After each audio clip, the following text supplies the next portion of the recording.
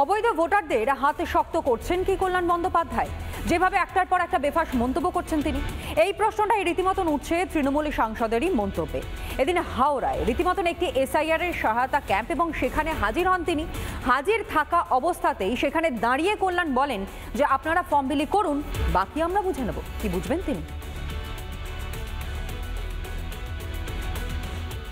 আপনাদের যে কাজটা আছে শুধু করে দিন, ভোটার এনুমারেশন ফর্ম আছে ফর্মগুলো ফিল আপ করে নিয়ে জমা দিন, তারপর বাকি কাজটা আমরা নিজেরা দেখে নেব।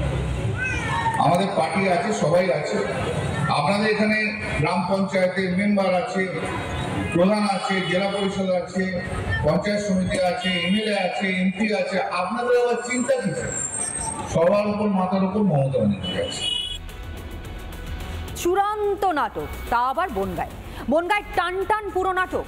পুরপ্রধান গোপাল শেঠকে পদত্যাগ করতে 7 দিনের সময় সীমা বেঁধে দিল তৃণমূল কংগ্রেস। আর এরই মধ্যে পুরো প্রশাসনের রদবদল উত্তরবঙ্গের ফালাকাটা পুরসভাতে।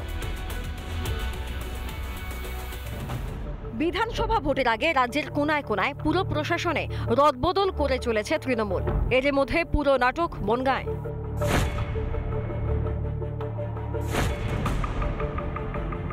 বনগাঁর পুরপ্রধান গোপাল শেঠ, তাকে পদত্যাগের নির্দেশ দিয়েছিল তৃণমূল, কিন্তু এখনো তিনি ইস্তফা দেননি। এদিন কাউন্সিলরদের নিয়ে বিশেষ বৈঠক করে কার্যত গোপাল শেঠকে ডেডলাইন দিলেন দলের জেলা সভাপতি। সময়সীমা বেঁধে দেওয়া হলো 15ই নভেম্বর পর্যন্ত। আগামী 7 দিনের মধ্যে অর্থাৎ 15, 11, 25 তারিখের মধ্যে পদত্যাগপত্র যথাস্থানে প্রদান করে দলীয় নির্দেশকে মান্যতা দেবেন, অন্যথায় দল আপনার বিরুদ্ধে কঠোর পদক্ষেপ গ্রহণ করতে বাধ্য থাকবে। এই চিঠিটা ওনার কাছে আজকে পাঠানো হচ্ছে।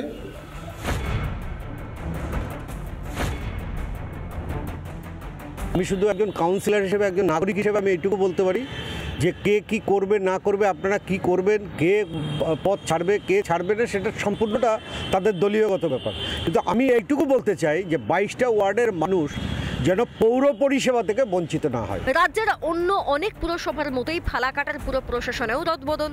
দলের নির্দেশে পদত্যাগ করলেন পুরপ্রধান ও উপপুরপ্রধান।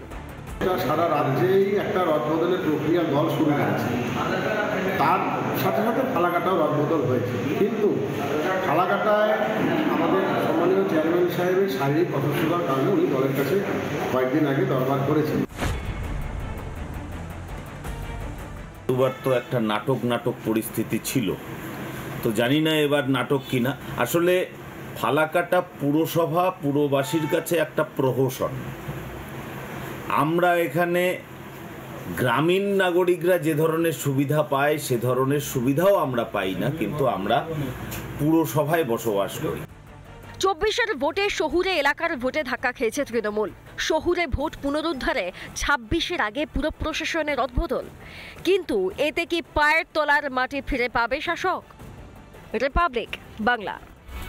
নানা ধরনের কন্টেন্ট দেখার জন্য লাইক করুন, শেয়ার করুন আমাদের ফেসবুক পেজ, সাবস্ক্রাইব করুন আমাদের ইউটিউব চ্যানেল। পাশাপাশি অন্যান্য ব্রেকিং নিউজের জন্য অবশ্যই চোখ রাখুন রিপাবলিক বাংলায়।